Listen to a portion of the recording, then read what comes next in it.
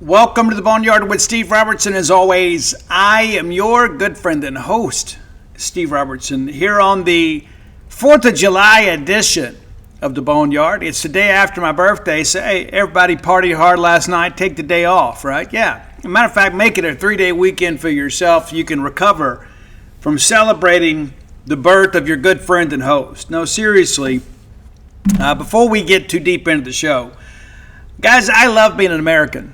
I do.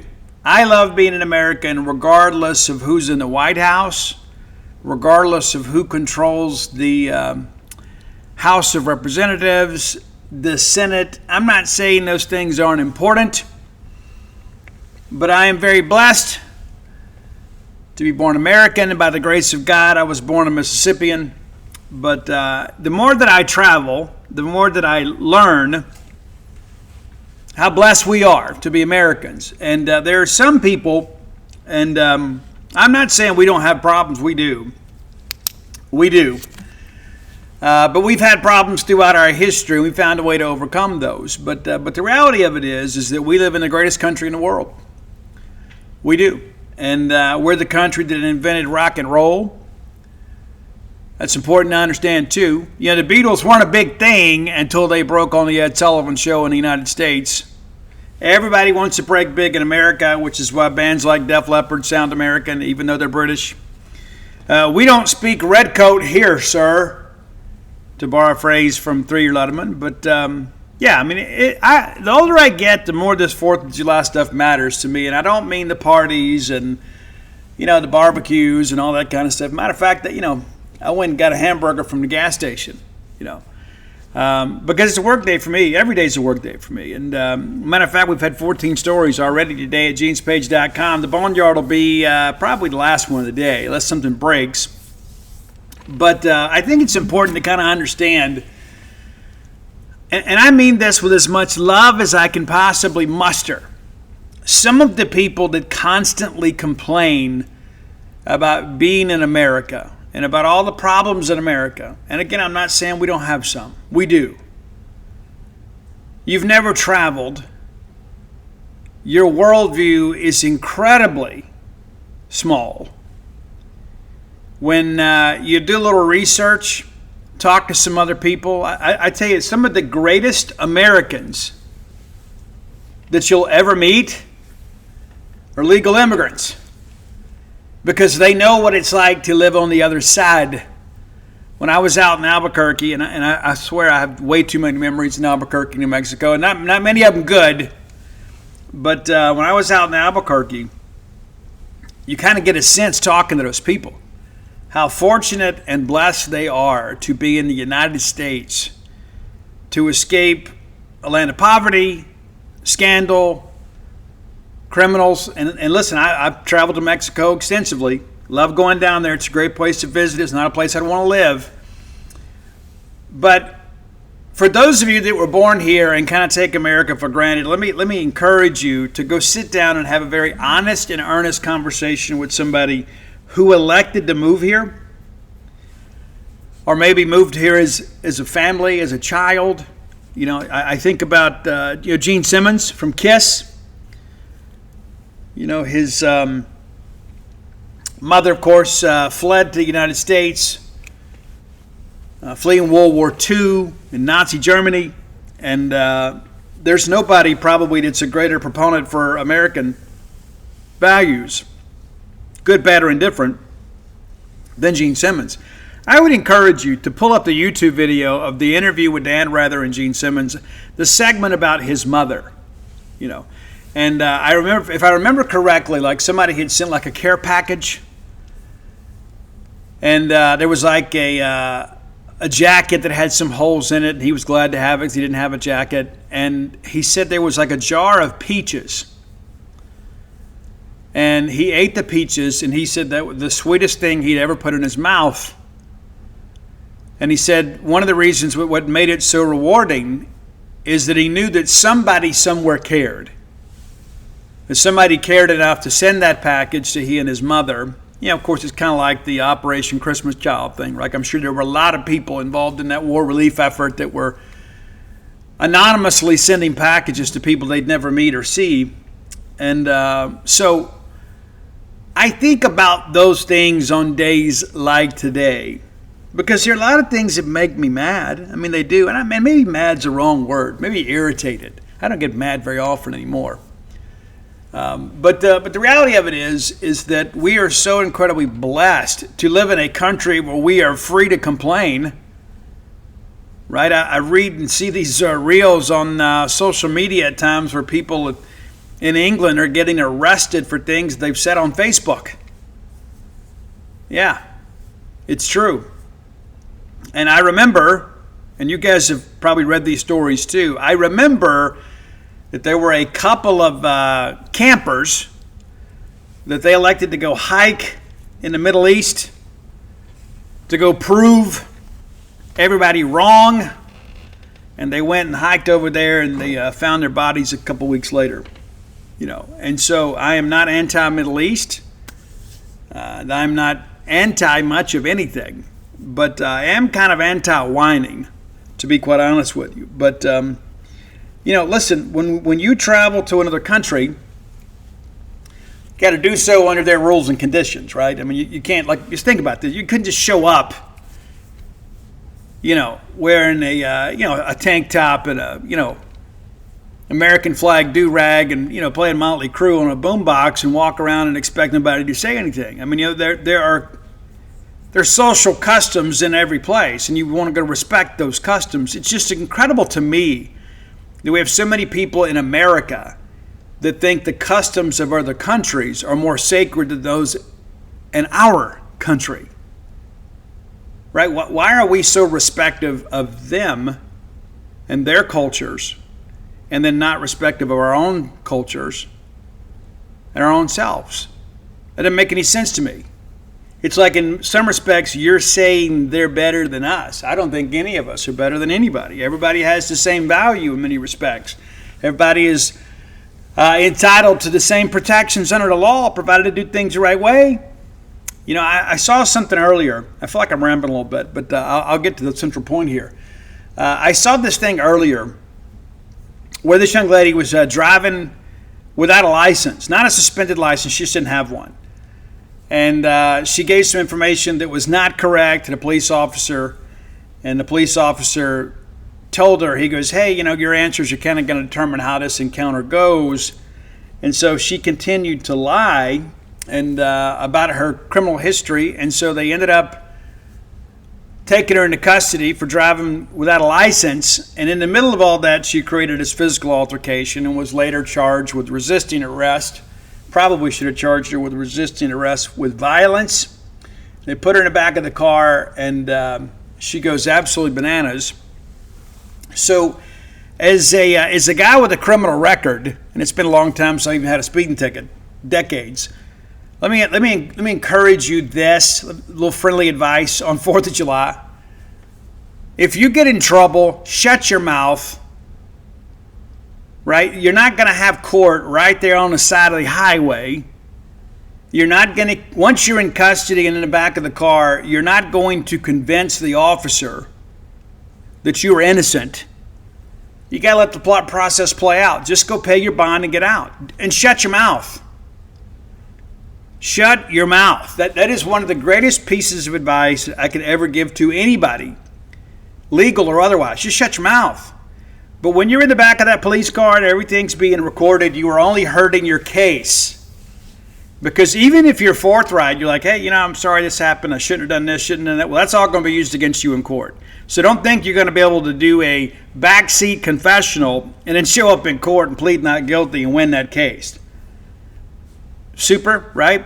The flip side of it is if you get out there and you act like an idiot and you start kicking around and banging on the cage and hollering and screaming at the officer and making threats and talking about you hope their dog dies and things like that, that's going to be played for the judge too. So again, in the event that you are ever arrested, just shut your mouth. And you don't have to be some First Amendment auditor on the side of the road. If you are speeding, they pull you over, give them your license and insurance, and just shut up.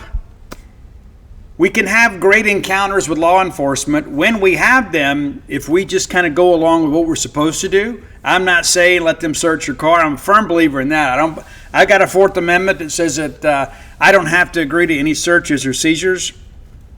And if you want to roll your dice and say you've got probable cause, that's something we can litigate later. But you're not going to have court on the side of the road, and you're not going to convince anybody of your guilt or innocence in the backseat of a car that's going to make any difference. So again, enjoy the 4th of July. Do not drink and drive. Call me, I'll come get you. Call an Uber. It's probably better. I'm probably going to be asleep. But don't do anything stupid. Don't do anything stupid. Enjoy the weekend. Don't put you or anybody else in harm's way. Don't get out on these jet skis and things of that nature and drive fast in boats while you've been drinking. Be responsible. Let's have a good time. Let's everybody get home and put some Noxzema on the sunburn and be ready to go to work on Monday morning. All right, let's thank our friends at Bulldog Burger Company, longtime sponsors of this show. We love Bulldog Burger Company. We do. I'm going to have some Bulldog Burger Company this week, if not this weekend. I look forward to that. I've been craving a hamburger.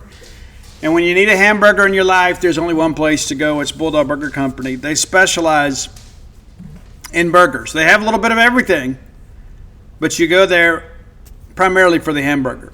Again, very diverse menu, but when I'm craving a hamburger, why would I deny myself the opportunity to go to Bulldog Burger Company?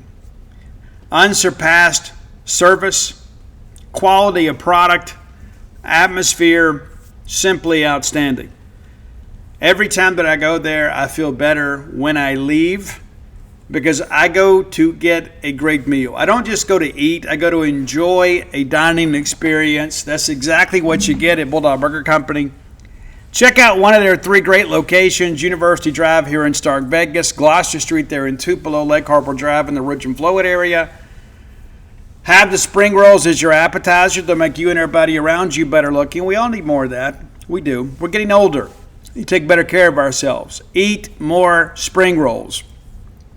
Find your own favorites. You know, I'm a pimentology add bacon guy. I do mix it up from time to time and get the Fresh and 15, sometimes the Bryant, occasionally the Lauren, and sometimes when I feel like I need a little more protein, I'll jump on the Smokehouse. When I'm not feeling a burger, I have the BLT salad. More times than not, I get it grilled. You may prefer it fried. It's up to you. I always get it with ranch dressing, no matter how it's prepared. And sometimes, if I just want a good lunch portion, I get those Sloppy Joe sliders. Great. Reminds me of like Sunday nights at home, right? After that Sunday night training union service at church, go home, have something quick and easy. Sloppy Joes are always the best, man. Reminds me of being home, putting my feet on mama's table. Get that chocolate shake. You can ride that ride home with a smile. Bulldog Burger Company, the place where people go to meet. M-E-A-T. Okay. I have now spoken to every single one of the Mississippi State Baseball Portal editions. You can read all of the stories. I haven't written a story. Loger's the only one I haven't written a story on yet. We'll do that first part of the week. But, yeah, busy couple of days catching up with these guys. And some of that's by design, too. You won't let the portal close. You know, it's a little different strategy and demand with how this stuff goes sometimes. But nevertheless, I've spoken to them all. A couple things I want to say. There are a lot of attributes, shared attributes, with many of these players. And many of the players that are headed to Mississippi State speak kind of a similar language of that of those from the University of Virginia. It is clear to me that Brian O'Connor and his staff kind of have a type. And I don't just mean statistically. I'm talking more on the personal side. That's one of the reasons I like talking to these guys. Talk a little baseball with them, kind of see what they're, how they're coming, what they liked about Mississippi State, what the rest of the process looked like. All of that stuff is important to me. I want to know. I can tell you, Aiden Teal, one of the better interviews that I've done in my career. The guy is extremely well spoken. His family's done a great job with him. Really no question about it. I spoke to Tyler Pitzer today, and you can read all these stories for free. You don't have to be a member of genespage.com, but you should be. You can find him on my socials, but you can find him at genespage.com, or you can just kind of Google and look for him, But the reality of it is some of these guys they kind of knew what they were going to do, and Tyler Pitzer was one of them. And it's interesting, the Tyler Pitzer connection to Mississippi State comes through Justin Parker. And he told me, he goes, hey, Parker was still kind of figuring all this stuff out. Were they going to keep him? Were they not? And he goes, I had to kind of see how that was going to go before I made a decision. But he was very patient with the process because he wanted to work with Park. And it's interesting, too. There's a handful of these guys that have not taken an official visit to Mississippi State. And it's, that's interesting to me. But guys like Tyler Pitzer and Brendan Sweeney, they played here this year. And Tyler Pitzer spoke about that. We had a chance to see the weight room, go in the indoor, and kind of get a sense of it. Now, those guys are coming from Founders Park, too. And I think Founders Park in South Carolina is the second best stadium in the conference. It's not the second best atmosphere. It's so funny, you get on these rabbit holes on social media of people making their list of stadiums they've never visited just to get engagement. And a lot of people are like, oh, well, Alex Box is easily the best. Listen, there's not a true LSU fan that's traveled that'll tell you Alex Box is the best stadium in the country. Now, in an NCAA regional or a super regional, the atmosphere there rivals the best in college baseball. It does, a very rabid fan base. But from a facility standpoint, no, it's not. And LSU people will tell you, like when we opened the Dude in its grand splendor, LSU people left and right, like when they came to see us, they said, man, we got to get it together. We've let the box get old. They got those aluminum bleachers out there in right field and what they call the diamond deck, where Braylon Skinner nearly hit a home run over the top of that thing. LSU people that truly love baseball recognize that the box is good, really good. It's not great. Used to be. It's a great atmosphere, but it's not a great stadium. It's been a long time. Founders Park does not have great atmosphere. Like South Carolina, when they beat Tennessee a couple years ago, it was a big weekend, right? It was great. But by and large, that crowd is rather subdued. The atmosphere at Baum Walker at Arkansas, clearly better. Even during a midweek game, better than what you're going to see at Founders. The atmosphere, I would say, on weekends at Swayze Field, better than what you're going to see at Founders, even though Founders is a better facility than Swayze. And some people don't like it when you say that, and a lot of that angst is born out of insecurity. Well, when you've traveled extensively, and you've had a chance to see all of the SEC ballparks, I guess with the exception of Texas. I haven't been to Texas. We'll do that next year. Been there for football, not baseball.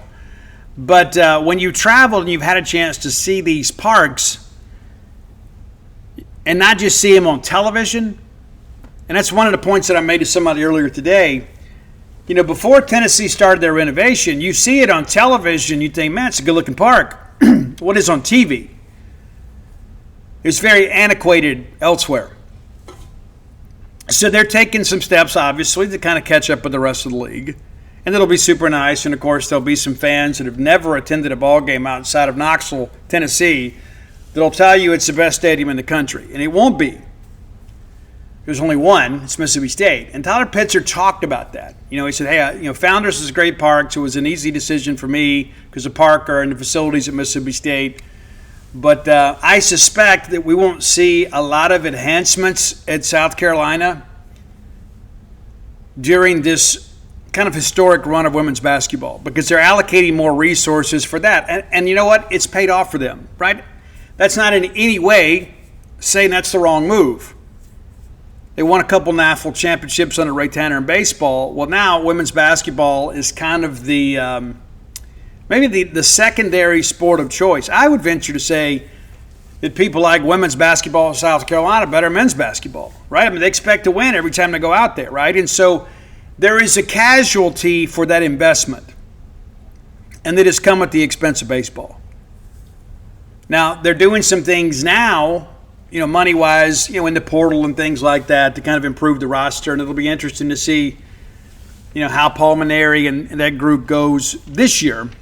But Pitzer's a guy, again, very committed to Justin Parker and has enjoyed his conversation, with the rest of the staff, Brian O'Connor included.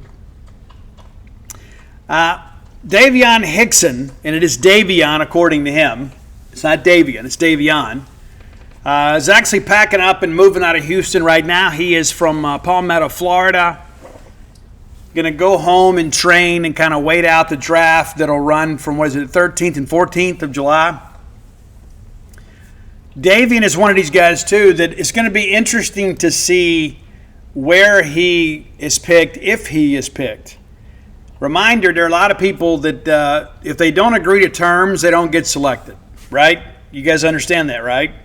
Especially top 10 rounds, because there are rules in place to prevent people from just kind of parking, right? You got to actually have a deal in place or close to a deal, at least a deal in principle before you make a pick. I don't think Davion Hickson is going to be a guy that goes in the top 10 rounds unless something big happens later. So as a result, going in the second half of the draft, the minimum is $150,000. And I let's just say that I have it on good authority, he is not going to sign for the minimum.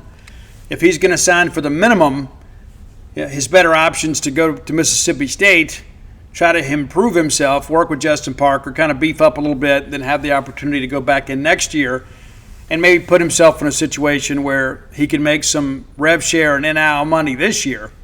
Because if you're going to pay me $150,000 this year and $150,000 next year, and I can get somebody else to do that now, let's just say, for an example, this is just my opinion, right? If he's only going to get $150,000 this year, and Mississippi State is willing to get anywhere close to that, let's say State's willing to pay him $100,000.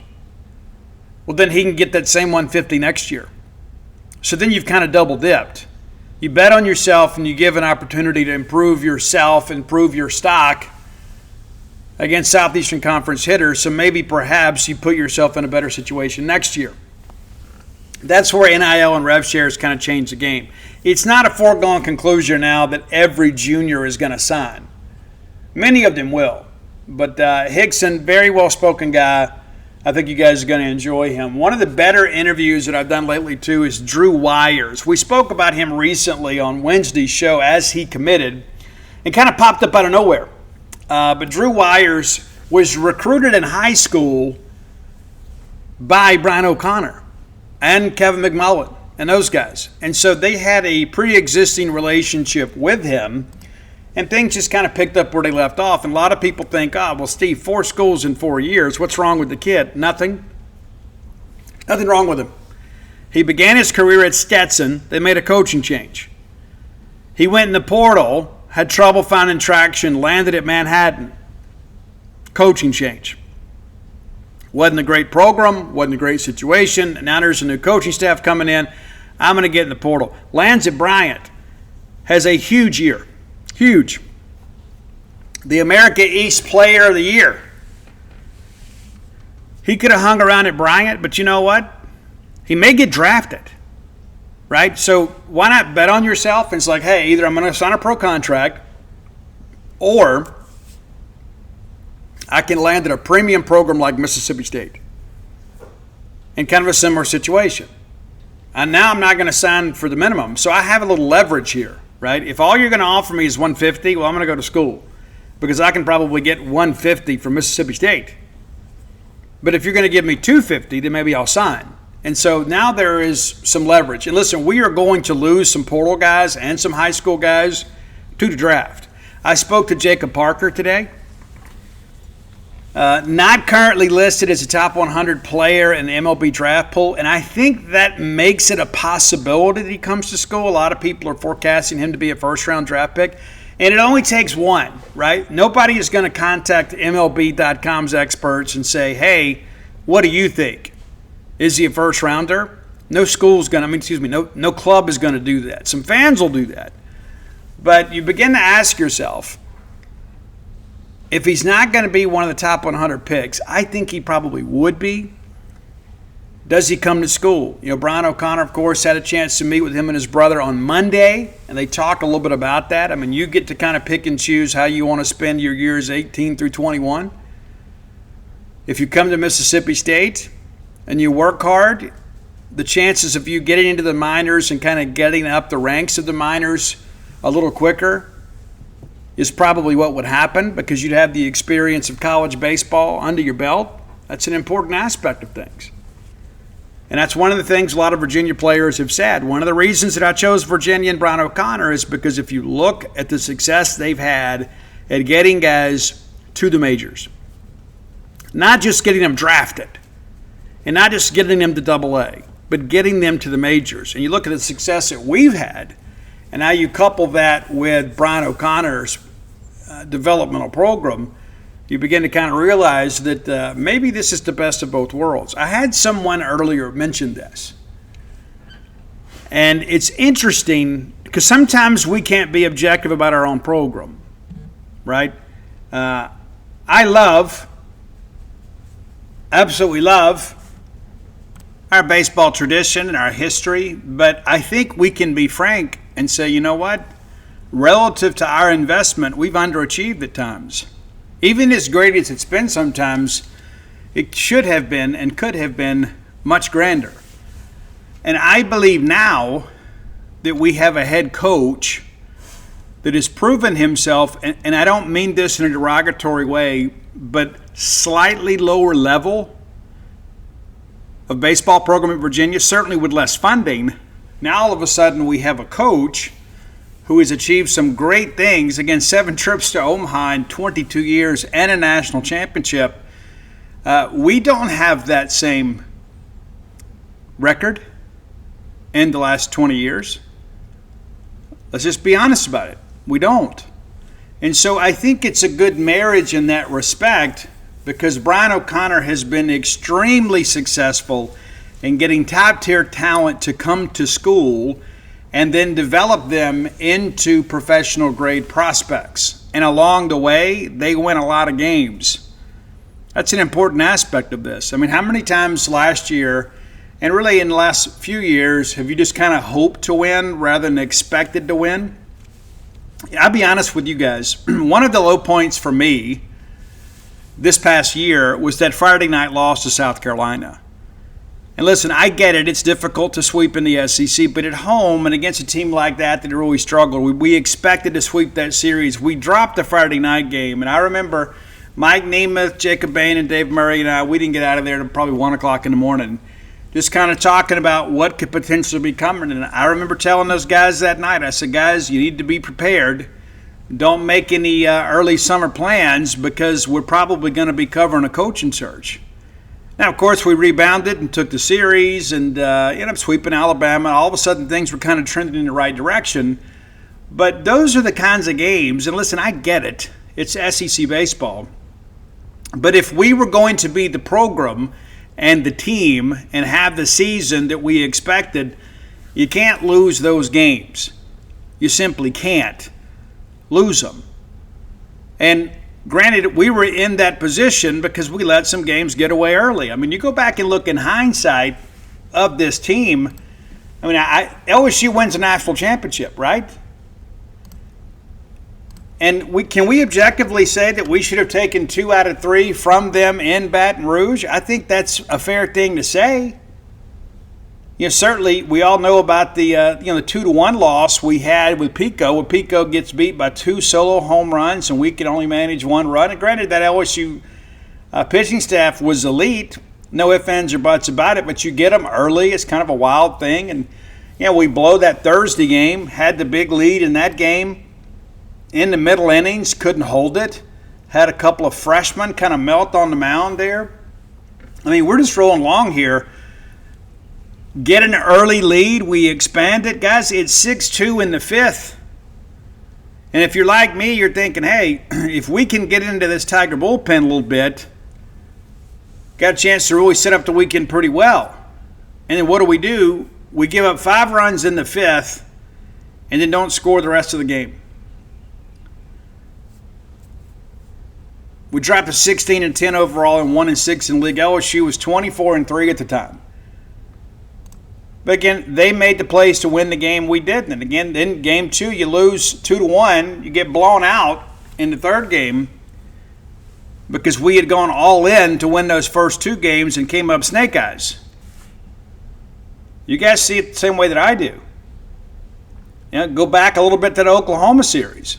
You win 1 there, but, goodness, you come back. When you beat Kyson Witherspoon in a pitching duel on Friday night and you feel great about the weekend, and then you knock their Saturday starter all over the yard, you get way behind early, you fight your way back and take the lead and then blow it, and then you get beat on Sunday. So it's like you look back in hindsight and say, hey, we should have taken 2 or 3 there.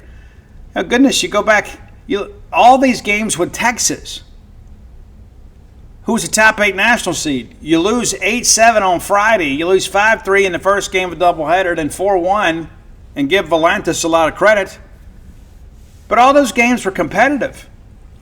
But we have to have this urgency to win at all times. It's in the dadgum fight song. Win the game today.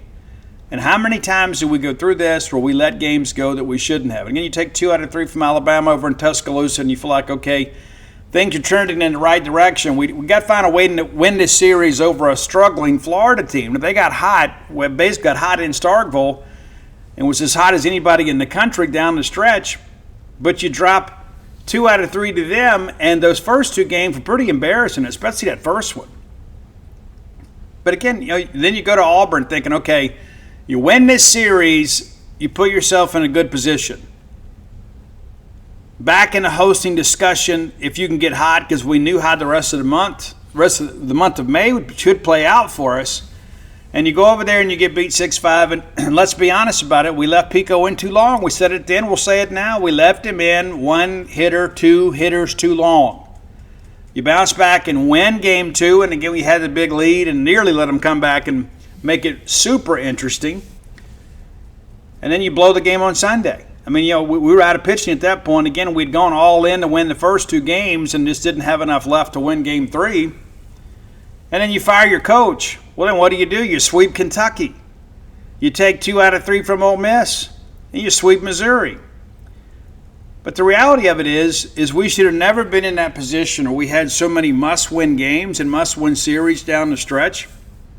And granted, this year for Brian O'Connor, Virginia wasn't their best year. They arguably still should have made the tournament. We made that case on the show when it happened. You don't finish 5 or 6 games above 500 in a Power 5 conference, a baseball conference, and not make the tournament, but they had some midweek losses. And so that's one of those things, too. Mississippi State, pretty good job in the midweek last year once we got through the first month of the season. But there is an expectation at Mississippi State. And I think we have a coach that embraces those expectations. I've had a chance to meet with him one-on-one a couple times now. Sat down with him. Goodness, what day was it? What day did Ace announce he was coming back? On Monday? And had a chance to sit down with Coach O'Connor then, ran the story. I guess I met with him on Tuesday. We ran the story on Wednesday. But I can tell you from my interactions with Brian O'Connor, he loves to be at a place where fans expect to win at a high level because he expects to win at a high level. And that's the thing about accountability. People that are winners embrace accountability. They don't shy away from it. They don't look at this and say this isn't fair. Brian O'Connor came here understanding that you and I and Zach Selman and Mark Keenum and everybody else is ready to celebrate another national championship. And I hope we stack up several during O'Connor's tenure. I hope we're making regular pilgrimages to Omaha, and you guys have to kind of forego those trips down to Destin and Gulf Shores because of the fact you're going to be in Omaha. That's what we want. We want to be an Omaha mainstay. We want to be a team that is consistently a top 8. And I believe Brian O'Connor is going to bring that. And one of the things that I asked him when I met with him, how do you feel about so many of these players buying in, talking national championship? And you could see on his face, it resonated well with him. But he goes, the first day of practice, we're not going to be talking about national championships. We're going to be talking about foundational standards. Winning organizations, whether they be athletic or business, have foundational standards. These are the things, this is the minimum that we're willing to accept, and we're not going to accept anything less than this. There's a lot of people out there that talk about standards and they're really just suggestions. I get the sense from talking to Brian O'Connor, that's a different deal with him. The standards are the standards, and the standards at Mississippi State are much higher than they are most places in college baseball. It's time for, I guess, let's just do our player of the day. I almost went right through it. Our player of the day. I think we go with two. Ryan McPherson and Ace Reese, and we just gave it to Ace a couple days ago. But Ryan McPherson and Ace Reese earn a spot, Team USA Baseball. How super cool is that? Representing our nation, and to find out on July 4th, players or player of the day brought to you by Blair Chandler, our friend, your friend, our collective friend in the mortgage industry. Blair's a guy that gets after it, man. We talk about having standards. You need to have a loan originator that has high standards too, because they understand how things work and expectations for themselves that are probably unsurpassed. That's Blair Chandler. 24 years of experience. Get his expertise and know-how working for you. He can get you to the closing table when so many others can't. Let him be your advocate for underwriting. Follow him on his website, closewithblair.com. Or give him a call or text today at 601-500-2344. Again, 601-500-2344. We have had several Boneyard listeners that have closed loans with Blair. And I like to keep business in the family whatever we can. We should support each other. We absolutely should. When I get ready to do business and there are two businesses similarly situated, I always opt for the Mississippi State business. Always. And many people do the same for us. And so I encourage you to do the same. We used to have the old maroon pages. Blair would have a full page ad in that thing. But yeah, players of the day, Ryan McPherson, right-handed pitcher, and Ace Reese, of course, you know him well. Both of those guys make to the Team USA baseball cuts, and how significant is that? That's one of those things, too, that I'm really excited about. I've reached out to both of those guys to share our pride in them. I think that's one of the most important things that we can do is support each other. But you've got some young men that will be representing Mississippi State and representing our country at the same time. All right, time for today's top 10 list. We had a suggestion comes to us from the genespage.com message boards. This is brought to you by Calido Guitars. That's C-A-L-I-D-O guitars.com. Very easy to find. I've had some people hit me up recently, say, hey, what's the name of that guitar shop? Calido Guitars, based out of Lake Jackson, Texas. It is a family-owned and operated business by Bulldogs. They have family here in Starkville. They get back every now and again, come to a ball game, go visit Grandma. You know, that's all part of the deal. I like to support each other. Now, if you have a guitar player in your family, or if you were a guitar player yourself, you can get completely outfitted at a Mississippi State business, Calido Guitars, C-A-L-I-D-O guitars.com. Whether you're looking for an acoustic guitar, an electric guitar, a classical guitar, a beginner's guitar, a professional grade guitar, and everything in between, you can find it at Calido. In addition to that, you can get cases, gig bags, accessories, anything that you need to be a guitar player. The guitar stand, I've got one. You need one too. You don't need your guitar leaning up against the wall. It's bad for the neck. All of a sudden, you start picking it up. Things don't sound the same. It's because you've damaged the neck. Now you got to go buy a new rig, right? And so let me encourage you, shop with the winners, shop with the Bulldogs, CalidoGuitars.com, and they'll give you some incentive to do so. Mention to them you heard about us on the show. Just give them the promo code BSR. It doesn't matter if you do it in person, online, or over the phone. Use promo code BSR, and that's going to trigger some things. That's going to give you a 10% discount on your purchase. That's going to give you no shipping. That's going to give you no sales tax unless you live in the state of Texas. And they're going to make a 5% donation of your purchase price to the Bulldog Excellence Fund. I wish more Bulldog businesses did that one. These are some people that are very desperate and very grateful for your Mississippi State business. Let's be sure and we give it to them. CalidoGuitars.com. Okay, so our suggestion, a lot of people would say, but Steve, let's do 4th of July. We've done the 4th of July list every year on the 4th of July. And again, yesterday was my birthday. And so somebody said, hey, how about a top 10 list of birthday songs? So I thought, sure, let's do it.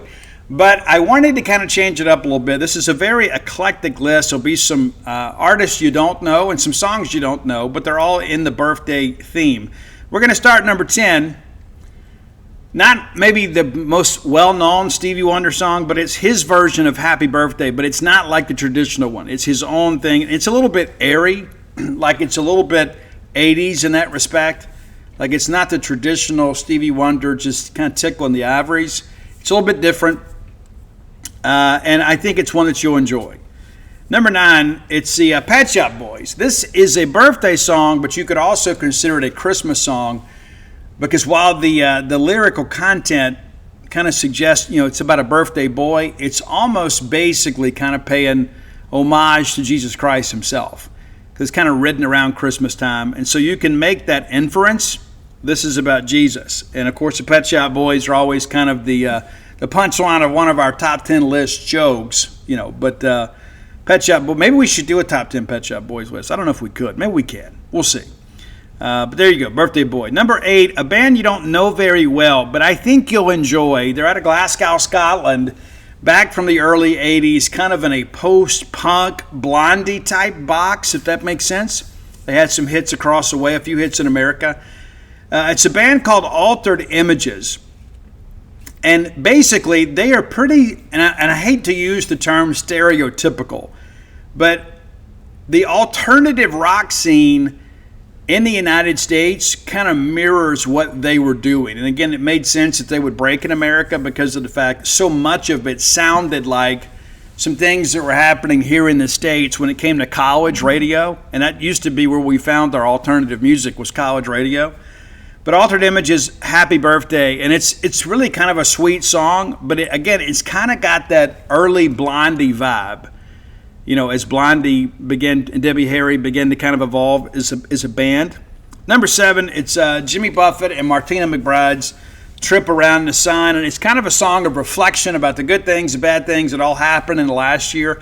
I'm always so grateful when I get to my birthday because so many of you reach out on social media, and I do appreciate that. To be honest with you, it kind of feels like a job sometimes because I don't want to let any of those messages go unliked, if that's what it means. And I do respond to some of them too, but it's such an interesting cross-section. Like when you roll through, and I wrote about that last night, you roll through this thing and it's like, oh, well, that's somebody I grew up with. Well, that's somebody that I met at a show. That's somebody I know in recovery. That's somebody that needed my help one day. That's somebody that I needed to help me. This is somebody I bought a dog from. This is somebody that I had a meal with. And so you begin to have these periods of reflection, and I think that's an important aspect of it too. I don't sit around and ruminate on my problems. I try to focus on what's happening today and what I plan to do tomorrow. I don't spend a lot of time focusing on the past, and it took me a lot of years to get there, but I am done with the past, even if the past isn't done with me, if that makes sense to you. Like when I wrote When the Bottom Falls, in many respects, I didn't choose to close the door on the past, nor do I choose to regret any of that stuff, but it was basically very cathartic for me where I could just kind of officially move on, if that makes sense to you. Number 6, it's the Beatles, and many of you know this song but don't realize you know this song. If you're a Gen Xer, the greatest generation of all time, especially when it came to arts and music, you know this song from, ironically, the movie 16 Candles, where we got to know the very cute Molly Ringwald for the first time. 16 Candles is an amazing movie. Love it. It's very stereotypical of the time. And of course, there's Long Dug Dong. How much fun was that? But Anthony Michael Hall is trying to pick up Molly Ringwald in the movie. And it's her birthday, right? And he sings a little song, you say it's your birthday, it's my birthday too. Well, that's the Beatles. That's the Beatles' birthday. And it's only about 2 minutes and 20 seconds long or so. But it's not a well-known Beatles track, but there's the popular culture reference that you've been waiting for. Number 5, this song is really not even about birthdays. It's not. It's more about cake. And I'm a Rihanna fan. I just put it out there. Number one, I think she's incredibly beautiful and incredibly talented. And I go back to the beginning, with Rude Boy and all that stuff. She is incredibly talented, from Barbados. And, to be honest with you, I had a beef with Chris Brown for a long time. After that incident between the two of them. It's incredible. Some people get canceled, some people don't. But the song Birthday Cake, and again, emphasis on the cake, kind of a, again, popular culture term. Number 4, kind of back to the altered images thing.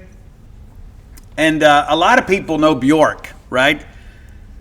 Kind of a haunting vocal delivery with her. A lot of things about her were, she was very 120 minutes, and some of you don't know that reference, but she was one of these vocalists in the alternative college radio type scene that really broke out and became an international superstar. Before that, she was with a band called the Sugar Cubes, and they had a song called Birthday. I think this very haunting, melodic song is probably underappreciated. And if you're a person that kind of grew up in my era, I think that you'll appreciate it too. Number 3, speaking of haunting, this is one of those songs that kind of scratches me where I itch, even though it's not a regular thing for me. Like, I love Blur, I do, but we go back to their first album, Leisure, and there's a very interesting song that maybe is not so recognizable because, you know, if you only know the hits, you only know the hits, right? But this is kind of a cult classic among their fan base, and again, it's called Birthday. And I would encourage you to check this one out. There's a reason it's number 3 for me, and the top 2 are very popular songs, but I think this is one of those deals where this may be a song that you don't know that you'll probably like. Number 2, even though this isn't really about birthdays, it's called Birthday. And it's from Katy Perry, and I don't have a beef with her because she did the Ole Miss thing. That doesn't bother me. I know some of you don't like it, but that's okay. I think Katy Perry, again, extremely talented. You know, we may not always align politically with stuff, but she sung a song called Birthday, and basically it's like making every day, you know, feel like our birthday. Like if she was our girl, that she says she is pledging to make every day feel like our birthday. Now, I don't know if that means that she's going to buy me a gift every day or bake me a cake, but it's an intriguing offer. It certainly is, and it's also a very well put together pop song. I think you'll enjoy that one. But number 1, and maybe you weren't expecting this, but it's 50 Cent in the Club because you say it's your birthday, right? But we don't, you know, because it's not your birthday. I think anytime that we can throw 50 Cent or something from, you know, Eminem or Dre in here in any list is probably a good thing. So I dig it. I remember the very first time I heard this song, and I thought to myself, this guy's going to make it. And I remember seeing the video, and I thought, man, with the people he's got around him, this guy can't miss. Ultra successful businessman now, and I do like a lot of his takes about music. You know, you scroll through those reels, like if you ever stop on an Eminem reel, you know, the algorithm's going to send you 50 Cent and Dr. Dre and Snoop, and that, which is cool with me. I think that's a good way for the algorithm to work in a very positive way. But he's very, very protective of Eminem because Eminem is the one that kind of pushed for him to kind of have an opportunity. But I remember that first video, and that whole part about it, he goes, you know, I've been hit with a few shells, but I walk with a limp. And in the background, you hear, I'm all right. You know, I thought that was genius. You know, the placement there in that voiceover I thought was genius. But 50 Cent, love him or hate him, the guy's been ultra successful. And I love the fact that he defends Eminem as much as he does. And, you know, again, what a great maestro, right? Master of ceremonies as well. And great ambassador for the genre. So I know some people have a beef with that, but that's a you thing, not a we thing. But if you have ideas for the top 10 list, reach out, let us know. Best way to do that is to hit up Roy Samonte on X. He is a little bit behind on getting the list on Spotify, but he will get caught up. And we appreciate everything Roy does for us. You can find me on all forms of social media at Scout Steve R. All right, next segment of the show brought to you by Campus Bookmart, a Starkvillian institution. We love Campus Bookmart, not just because of their exemplary service, their wide selection. They're Mississippi State folks. We like to keep business in the family whenever we can, and nobody knows true maroon quite like the folks at Campus Bookmart. The last thing you want to do is you find a shirt that you really like and it's got a Mississippi State logo on it, and you get it home and it's crimson, right? It's not maroon. Stick with people that know what maroon looks like and that can outfit your family in the latest of Mississippi State apparel. Everything you need to detail out your fan cave can be found at Campus Bookmart. Stop by and see their smiling faces next time you're in town. If you can't make it to town, or perhaps game day is not a great shopping day for you, visit them on the World Wide Web, courtesy of Al Gore's Internet, at campusbookmart.net. And by being a loyal listener to this show, we'll give you a promo code BSR, which stands for Beautiful Steve Robertson. That gets you free shipping on all orders over $75. Any order less than 75 bones, absolutely incomplete. Mom, I'm telling you now, football season's going to be here next month. Maybe it's crept up on you. Everybody in the family is probably outgrown what they had last year. Or maybe it's a little bit threadbare, because they've worn it so much, because they love Mississippi State stuff. Let's get some new clothes in the rotation. Get something for yourself, too. We'll give you permission to do that. You've earned it, too, sweetheart. You have. And maybe nobody's told you lately, but you're beautiful and we love you. So show the people that you love that it's time to get some beautiful new maroon clothing at Campus Bookmart. All right, we've had some more recruiting news. No real surprises today. There were several players that announced their decision. They had offers from Mississippi State at some point. Cottrell Webb still hasn't announced. Mississippi State has kind of moved on from him. But, a handful of guys have done some things. And the latest commitment for Mississippi State, Tamario Johnson, a safety out of Pascagoula, Mississippi. And I really like him. Now, granted, he's only played 1 year of high school football, right? So you begin to think about that aspect of it. Not a big body of work to work with, but athletically, very impressive. 6'2", about 195 pounds. Has really kind of transformed himself. If he had played college football and high school football a little bit longer, probably a bigger offer sheet. But pretty nice offer sheet considering his level of experience. A dozen offers when it's all said and done. Let's run it back here. Mississippi State, obviously. He took official visits to UNLV, went out and saw Dan Mullen and his group. And I think that's a nice endorsement because Dan Mullen knows developmental players from the great state of Mississippi and around the Southeast. So if Dan Mullen's willing to offer a kid and then bring him in for a visit, I feel pretty good about the take. I got a lot of respect for Dan Mullen's ability to evaluate and develop talent. I think this, not that I need Dan's approval, but I like having it in this situation. Tamario also visited Tulane and Charlotte, but he also held offers from Appalachian State, Arkansas State, Louisiana, Valley, South Alabama, Texas State, Texas Tech, and Vanderbilt. So a handful of Power 5 offers and another SEC offer, but this is a young man, too, that we expect to really develop into a really good player. And when you look at the raw materials, you look at the size, the wingspan, the speed, I think there's a lot to work with here. I like the take. I know many of you others will say, well, Steve, I don't know. Guys, basically the Iverson McCoy and Tamario Johnson thing was an either-or thing. Tamario Johnson made no bones about it. He absolutely wanted to be at Mississippi State. We've had kind of an up-and-down relationship with Iverson. He's headed to Ole Miss now, and then we get Tamario. And I like Iverson McCoy. I do. I think I liked him more than I expected to when I saw him play in person. And he's gained a little size and length since then. I think he's a good player. I would have been happy either way, but ultimately the decision was made. We're going to take one more safety. It proved to be Tamario Johnson. And so that's kind of where you sit. Now, again, there's some things that are concerning. We can't just sit here and act like everything is all just guns and roses, right? There's some things here you got to look at. There are a few questionable takes.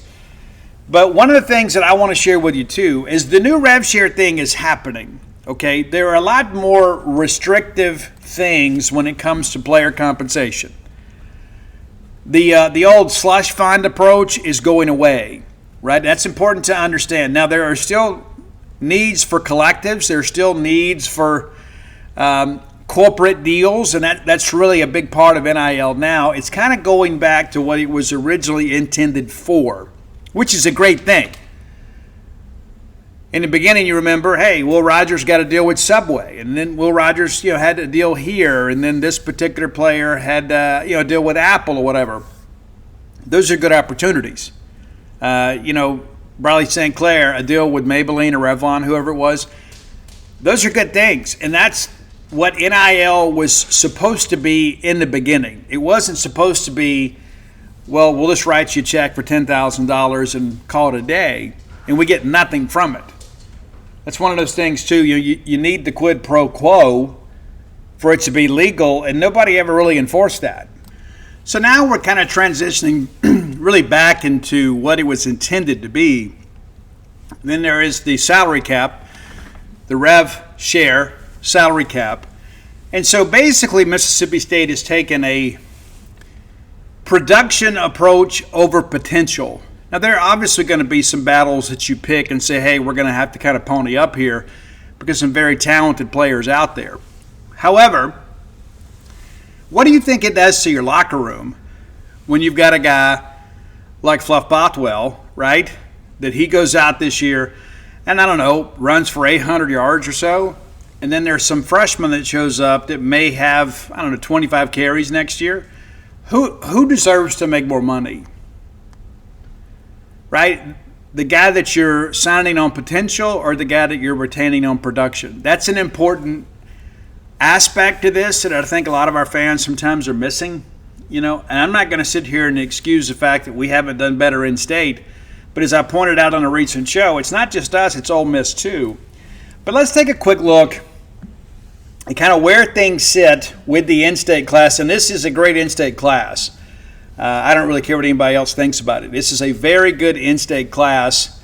And I don't think that we're getting a big enough bite. Now, that may change. Obviously, we're having to sell 2 and 10. But, you look at the Ole Miss side of things, they won double-digit games in back-to-back years, and they're struggling to get some of the great in-state players too.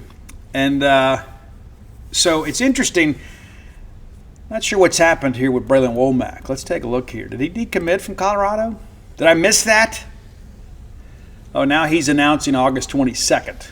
Okay, so we'll see how that goes. But I know Preston Ashley committed up there. That's what I'm confusing. All right, so looking at the the top players in Mississippi, and it looks like Tyler Wilson still got a little thing to go too. But of course, Tristan Keys to LSU, Braylon Womack. We mentioned him at Hartfield Academy, an elite safety prospect. A lot of people think that he may choose to go to Ohio State, and he may. But the 4 that he's expected to pick from are Ohio State, Auburn, Texas A&M, and Florida. So again, expected to leave the state. T.J. White, as expected, commits to Tennessee. Nolan Wilson, a defensive lineman out of Picayune High School that never really gave Mississippi State a solid look, commits to Alabama. A bit of a surprise today, and it's not going to stick, but Xavier McDonald out of Morton, Pooh Man McDonald, commits to Sacramento State. I think ultimately he ends up at Ole Miss. I don't think he ends up at Sacramento State. Jaden Ross committed to Sacramento State early in the process. It makes me wonder what they're doing to incentivize these guys to commit to Sacramento State. Do you really, honest to goodness, do you expect a player from Morton, Mississippi with multiple SEC offers to sign with Sacramento State? I mean, honestly, no, you don't. Demarius Yates, former state commitment, headed to Ole Miss. Corey Wells headed out to Texas. Darion Albert, a defensive lineman that's got a ton of offers, headed to Tennessee. I'm eager to see what he does. He's kind of a short-limbed. He is a big, square-bodied, barrel-chested kid, so there's a place for him. But it'll be interesting. He's listed at 6'2". He's closer to 6 foot. And there's Jace Matthews, talked about him recently too. Didn't visit Mississippi State. Tyler Wilson out of Pascagoula. We just committed his teammate. Didn't visit Mississippi State. Emmanuel Tucker, of course, a one-time Mississippi State commitment, sets a visit at Mississippi State, doesn't keep it, and then commits to LSU. We mentioned Preston Ashley committed to Colorado. Draylen McCoy, we've talked about him before, been committed to 3 different schools. State really not a factor with him, never really pushed him.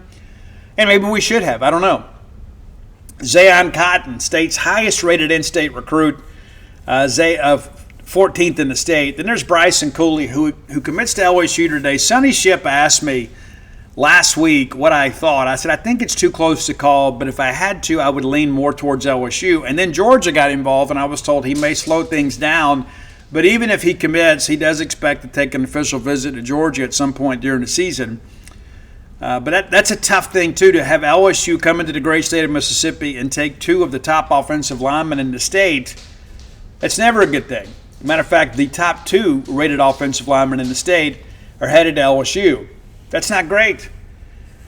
Jaden Taylor, the 16th ranked player in the state, obviously Camario's younger brother. Amari Johnson commits to UNC for the second time. Committed to them, decommitted, now recommitted. Gavin Howard, the 18th rated player out of Holmes County Central, had an opportunity to commit to Mississippi State, kind of strung it along for a while, and then I think some people moved ahead of him. Donnell Robinson out of Holmes County commits to Baylor. You know, that makes a little sense because Mason Miller, of course, former Mississippi State offensive line coach, is at Baylor, so he knows Holmes County. He knows Coach Rogers. He knows Donnell Robinson. He was recruiting him when he was here. That makes a little sense. We've already mentioned Iverson McCoy. Mitchell Smith, the offensive tackle from Picayune. Final three did not include State or Ole Miss, commits to Vanderbilt. We need to update his picture, man. That picture looks like he's about 10 years old. Redarian Daniels, State on him a little bit early on, never have really pushed him. He's headed to Purdue, and of course Jaden Hill, way underranked at 23rd. But you start running this thing down, there's just not a lot of in-state guys left. Trey Moore, wide receiver from South Haven, is undeclared. Dalton Toothman, who, again, another guy I think is undervalued. Really nice offer sheet. Chose State over a final grouping of Clemson, Ole Miss, and Auburn. And he's a 25th rated player in the state. I'm just not buying that. Jaden Creation, we know about him. Tylen Fortune, a kid from Leake County, or Leake Central. A lot of people really like him. Not the most fleet of foot. I think he's probably a G5 guy. And then you get a little bit deeper. Darian Kirksey, a kid from Harrison Central. I haven't watched him yet. Caleb Triplett, of course, recent Mississippi State commitment, and Micah Nickerson. So you're kind of working through this. You got a ton of kids committed. I mean, a ton around the great state of Mississippi. We even got kids committed to Liberty and some to Central Florida, Louisiana Lafayette, Georgia State. I mean, there's a lot of guys out there. Rondi Baker, I remember when Ole Miss offered him, some people suggested he was going to be like the next big thing in Mississippi. I remember watching his tape. I thought he was a little bit stiff. The jump cut isn't really there. Really more of a one-cut type runner, and he'll probably do well at Georgia State. But I remember when Ole Miss offered him, people were trying to say he's going to have a ton of Power 5 offers. He doesn't. So you work through this and you begin to kind of realize that maybe some of the early fleshings and all this were incorrect. Grant Kitchen's a kid that we really like out of Nanawaya. State elects to pass on him. He's headed to Southern Miss. I think it's a good place for him. Eric Perry out of DeSoto Central, committed to Auburn, ranked as the number 54 player in the state. Yeah, we'll see how that goes. Ashton Moore out of Brandon. I really like Ashton Moore. I think he's undervalued too, headed to Arkansas State. Maybe not an SEC guy, but again, you just run through the list here. I mean, we got guys just committed to schools really all over the country, and I think it says a lot about the quality of high school athletes in the state for the 2026 class. But we're having a difficult time getting the top players to Mississippi State for visits. A lot of those guys came in for junior days and events like that, but when it came time for the rubber to meet the road, we had a difficult time with it. We did. And again, kind of looking at some comparison stuff, State's class, 25 commitments, and we're ranked 30th in the country. We are typically a top 30 recruiter. 10 of our commitments are from the great state of Mississippi. So not even half, but it's a lot more. Last year we just had 3 or 4 guys, so a lot more Mississippians this year. And that stands to reason given the quality of the talent pool within the Magnolia State. But, again, we got to do a better job. And some of this, of course, and looking at this list here, the breakdown last year, we had a lot of guys from the junior college ranks that were products of Mississippi high schools, but not traditional Mississippi high school recruiting type stuff. And there hadn't been a lot of kids that have really been the State-Ole Miss battle, and that's good for our industry, right? Because it drives clicks and people want to read what we have to say, what the Ole Miss writers have to say. The Ole Miss class right now is 37th in the country. So it's behind Mississippi State. Now, granted, they only got half the commitments we do. And that's one of the issues with State is it's more quantity than quality. But among their 12 commitments, they got 3 from Mississippi, and that includes Iverson McCoy. Of course, they picked up Darius Shades. How interesting is it that 2 of their 3 are former Mississippi State commitments, one who wasn't a take the second go-around, and then Braylon Williams, a guy that we thought would end up at Mississippi State, and he had set up an official visit to State, but ultimately canceled that trip to stick with Ole Miss. But that's kind of where we are and how things look right now. But the answer to a lot of this is not NIL. A lot of people are like, well, why aren't we doing this? We got to save some money for the portal, right? Obviously, we need to be very competitive in the portal. We spent a ton of money last year in the portal. But the reality of it is we got to win some games. It's tough to sell 2 and 10. And you think about that aspect of it too. You know what everybody else is saying, right? And I think that Zach Selman will have a lot of patience with Jeff Lebby, especially provided we show some progress this year. But we're 2 and 10, and we lose our starting quarterback last year and have to play a true freshman that many of you only saw the highlight videos, but he had a lot of growing up to do, and he will now do that at Baton Rouge as a backup quarterback. But once Blake Shapen went down, any possibility of us making a ball game was over, right?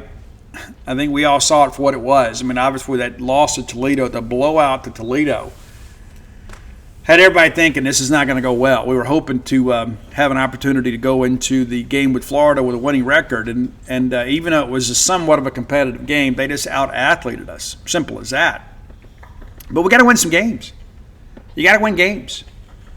And, people ask me, what do you consider progress this year? Well, I don't think winning 4 games is progress. I mean, I know how the math works, but it's difficult to go out there and sell when I've been here 2 years and we've won a combined total of 6 games. That's difficult. We got to go win games. It's like it was early in the Dan Mullen era, and people forget this. Dan in that first year inherited so many amazing commitments. Josh Boyd, Fletcher Cox, Cameron Lawrence, Tyler Russell. Of course, they had to kind of re-recruit him down the stretch. But, Denias Timms was coming here. Bump was coming here. He may tell you different, but he was coming here. But there's a lot of those. That was a great class. And I think this class may be the best one maybe since 15. But I don't know if you go back and you look at that group with 09. I mean, that's Mississippi State get Pernell McPhee in that class. And I remember getting a phone call, hey, who is the first guy Dan Mullen needs to go see? I said, Pernell McPhee. That guy's a difference maker. Not to mention we had Georgia and Florida and other schools kind of nipping at our heels trying to get him. And he ultimately took an official visit to Georgia and still chose Mississippi State. That's always very interesting to me how it looks in hindsight. But Dan Mullen inherited a class that was pretty much put together. I don't know that Jeff Lebby inherited nearly as much. Now, granted, Jeff Lebby has the benefit of the transfer portal where Dan Mullen did not.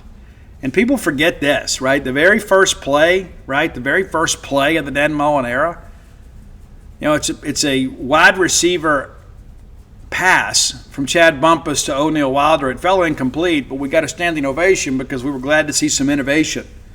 It was more than 3 yards in a cloud of dust. So we were happy to see that, and I thought that was a great play for Dan Mullen to dial up, even though it fell incomplete. And then Chad Bumpus, obviously a guy that we expected to be a big part of things, and he was, ended up being a record holder for Mississippi State. But it's a different day and time now. But I think you venture to say that Dan Mullen probably inherited a nice core group of talent that maybe Jeff Lebby didn't. And again, the argument would be, well, he's able to go get it in transfer portal, but all of it was so quick. That first portal class proved to be just okay. We had some guys in the portal we were excited about. And of course, you had guys like Trent Hudson that were kind of a throw-in late in the portal class, and then some people thought he would be a real dude, and then turns out that he just takes a redshirt year and doesn't play at all. That didn't make any contribution.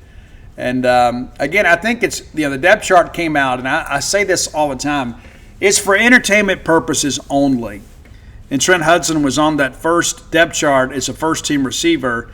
and then he barely sees the field the first couple of games. He's like, you know what? I got to go. And you know what? I don't blame him. That's okay. It's part of it too. But the reality of every bit of this is that we have to show some signs of progress.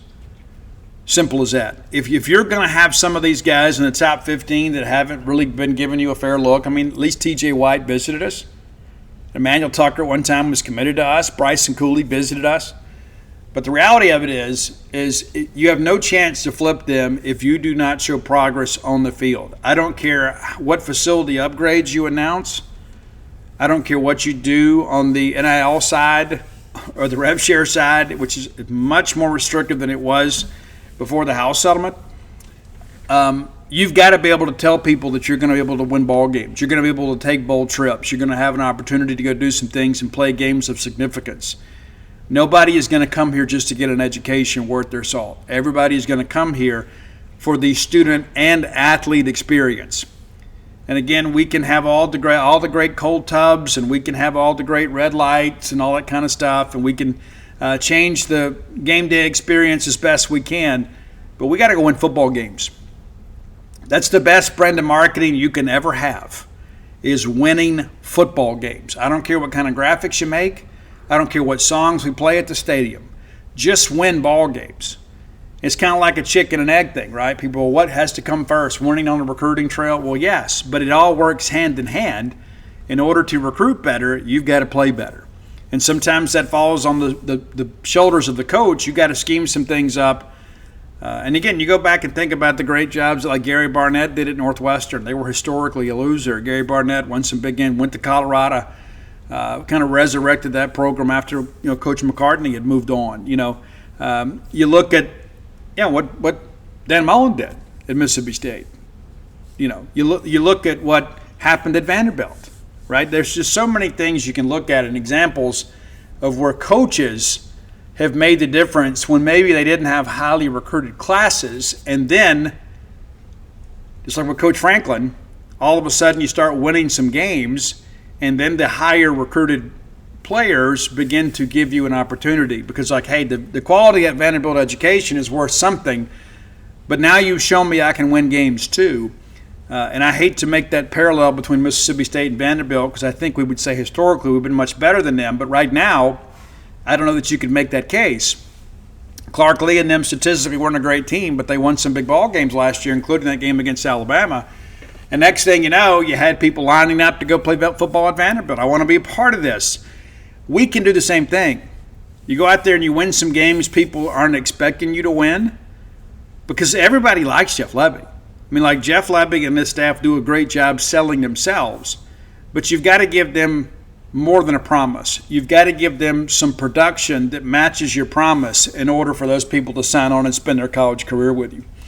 All right, final segment of the show brought to you by the Stark Vegas Clubhouse. I would encourage you, if you're bringing a large group to town, and you should, stay at the Stark Vegas Clubhouse. Rather than have everybody kind of fend for themselves and get hotel rooms all over the Golden Triangle, how cool would it be to have everybody under one roof? Mom and Dad aren't getting any younger, and you know what, you aren't either. How nice is it when you get everybody together? What a gift it is for your parents and for yourself and for your family, for everybody to be able to break bread together, play cards together, watch TV together, just kind of get caught up and remember what it's like just to be a family. Back when you were a kid, everybody gathering for movie night, It's a great thing. You can have those memories again by staying at the Stark Vegas Clubhouse. We did it for New Year's, had a blast. We plan to do it again. We think it's great. I think you will too. 5 minutes away from the Mississippi State campus. It's kind of a staycation for us, and every time I turned around, somebody needed something from the house, so I'd have to run out here and get it, not to mention come check on my dogs. But the reality of all this is that you need to plan a trip, whether it's a midweek trip sometime this summer, maybe it's a back-to-school trip before everybody gets back into school, our last big blowout of the summer. It's going to be over before you know it. It is. You know it. We're already at Independence Day, right? So be the linchpin in your family, whether it's a ball game weekend or a midweek trip, a work trip, because they accommodate work groups too. It's not just a family or friend type venue. So Google the Stark Vegas Clubhouse. When you do, their Facebook page auto-populates. You can peruse all the pictures of all the amenities available to you and your guest. When you also Google Stark Vegas Clubhouse, the booking options pop up. You can do Airbnb, VRBO, whatever works for you. But if you want to save some money, book through the Evolve website and use promo code BSR10. That's BSR, the number 10, 10. They get you 10% off your stay. Just by listening to the show, you're saving money at the premier place to stay when you've got a big group. Full service kitchen, the wet bar, the great back porch area, the fire pit area, 6 bedrooms, 3 bath. Absolutely outstanding place to stay. Of this, I can personally attest. Do something special for your family. Because we say it all the time, we don't get together enough. And you know what? You're exactly right. But rather than wait to the next time, wait to the next funeral, or wait to the next little bump in, why don't you make some deliberate plans and stay at a premier place like the Stark Vegas Clubhouse? Okay. Sam Purcell, saw him at the movies the other day. Sam's always smiling, but he's had more reason to smile here in recent days as Mississippi State announces a contract extension for him. And listen, I tell you what's interesting too. I've seen some people are like, hey, I don't get it, but guys, I mean, Sam's had us in the tournament. And one of the things I think people need to understand too is that we had a special run with Vic Schaefer. It never happened in our history. It may never happen again. So to compare Sam to that, I don't think is fair. But I know it's also one of those things you look at, and it's probably not something that you can just completely ignore. But if you look at what we've done, we're on solid ground, right? And so the new extension is going to take him through the 28-29 season. So I believe that's one of these things, too, you begin to kind of get comfortable with, right, is that Sam Purcell is going to be your women's basketball coach for the foreseeable future. We always worried a little bit about Auburn, and people used to tell me that Sam Purcell would probably crawl back to Auburn. He's an Auburn guy, right? Well, they went a different direction, and we knew day one that he was not expected to be a candidate for that job. We shared that. We don't like there to be any undue unrest, and we can absolutely avoid it. But here's a quote from Sam. I'd like to thank Dr. Mark Keenum, Director of Athletics, Zach Selman, for their trust to build on the success we've had. I'm extremely excited to work with Zach as he continues to take our athletic department to new heights. I'm blessed to be surrounded by an amazing staff and to coach great young women who represent their families, our program, the university, and the state of Mississippi with pride. Life is about people, and my family and I could not be more excited to continue to call Starkville home and play in front of the best friends of women's basketball inside the Hump Hell State. So you begin to think about this in relation to the totality of the athletic department. And I think that's important too. I think Zach Selman is doing a good job in that respect, right? Because obviously you had the automatic rollover in the Chris Jans contract. We signed the big extension back in 24, and then Zach told us, and he and Chris would sit down and work out some particulars, but the automatic rollover was triggered by making the tournament again, paying Chris Jans, paying $4.4 million for the next season. And so now he is going to be locked up through 28 as well. And then you think about the deal that you've done with Brian O'Connor, your 3 main secondary sports and everything secondary to football, those guys are locked up for a while. Got a 4-year deal pretty much with everybody now. And so now you can get your football thing too. I mean, you didn't roll over him last year, so you got 3 years remaining on that deal with Jeff Lebby. But we're at a situation right now. I think we are at a place where we can kind of take a bit of a breath, I guess, because I think there is some stability that is returning. And of course, we're having to go out there and continue to fundraise because there's no shortage of the things that we want and the things that we need. And I think Zach Selman's done a good job in that respect too, finding some fundraising avenues. And I've heard some people out there that have said, well, it's not this, it's not real money, it's pledges and things of that nature. That's kind of how donations work, right? But you also have some liquid cash that's been infused into our athletic department, and they're doing a really good job. And I understand just last week, Selman and Levy working together doing some fundraising. Just last week. So all of a sudden we get done with all these official visits and the dead period begins, and then Levy and Selman are working together to try to raise some money to help pay for the Howard complex, right? those efforts will continue. And there's never a destination when you're in this type of business. It's always just kind of part of the journey. But you make life a little easier on yourself. Go ahead and get this contract stuff resolved.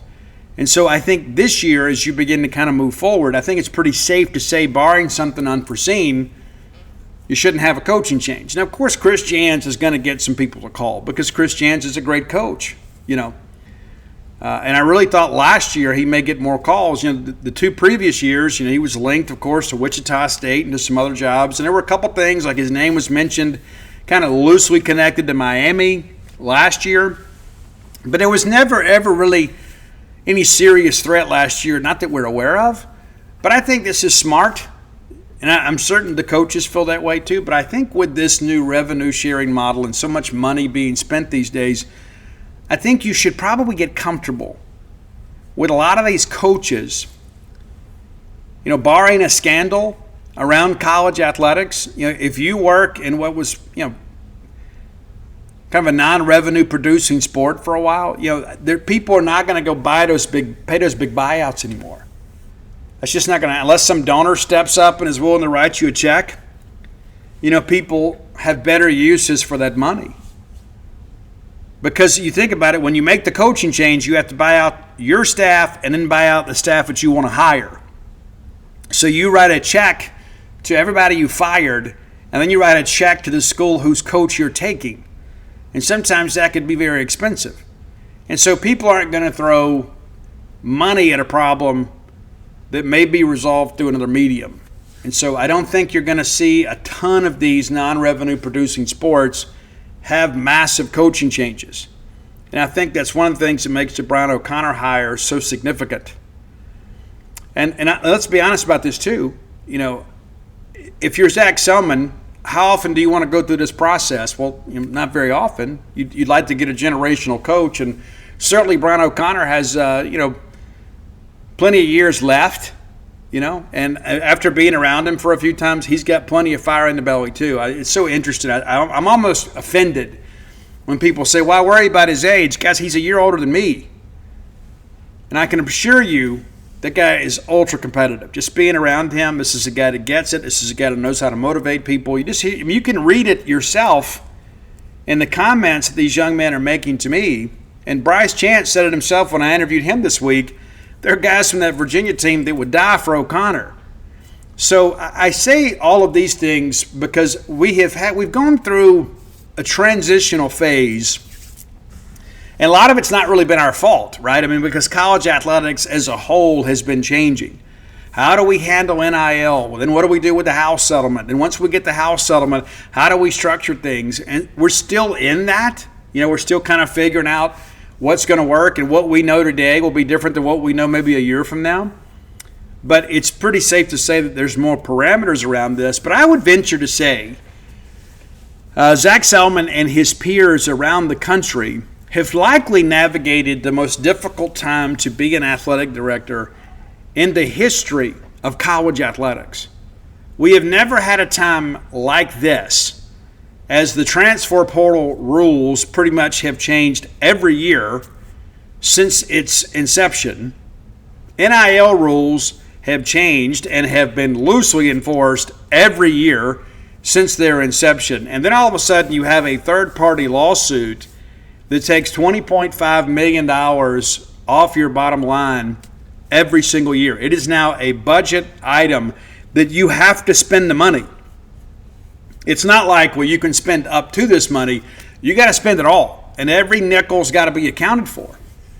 And so it used to just be, hey, we got to go out here and hire coaches and walk around, shake hands, and just go raise some money.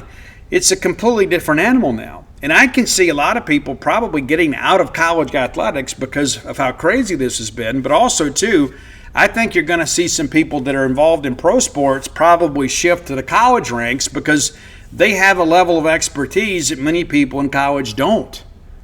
It's like, hey, I'm used to having to deal with collective bargaining agreements and contracts and salary caps and things of that nature. And that's where we're headed, right? And you've seen some teams out there that have gone out and hired professional people from professional sports to be general managers from certain sports. And so I say all of that to say this. is that I believe we're beginning to make a shift more towards normalcy, as normal as things can be, right? Because many of you were like totally against compensating student athletes, which I think was wrong. But what we got was not what we were initially offered, right? It all changed. But I think now with the rev share thing and now greater guardrails around NIL, I think you're going to see things become a little more commonplace where you're not having somebody constantly call you and ask you for $100. You know, we still want you to pay it if you can, but I think, again, things are changing in the right direction. But there's more to come. And it's just a matter of time before we have a collective bargaining agreement and we have a players union, and that becomes an issue as we kind of move forward. And I think that's probably the best thing. And there's some people in college athletics that have been calling for that from the beginning. Let's just go ahead and get it done. But no, we had to go through all this. And I spoke to somebody this week. I thought it was funny. Somebody said, well, your CBA is too complicated. And he goes, it's more complicated than this? What we're having to do now? Are you kidding me? It's a very complicated process. And things will settle. And I believe we're kind of at the beginning of the end of all of this. And I know there's going to be some more lawsuits and things of that nature, and all of that won't really impact you or I. But I know this, that here in about 4 weeks or so, we're going to be writing practice reports about football. And your enthusiasm about coming to Davis Wade Stadium and seeing those incredible LED lights and we play Arizona State, it's going to be exciting times. And you're not going to be thinking about house settlement or rev share or NIL or recruiting, because it's going to be game time.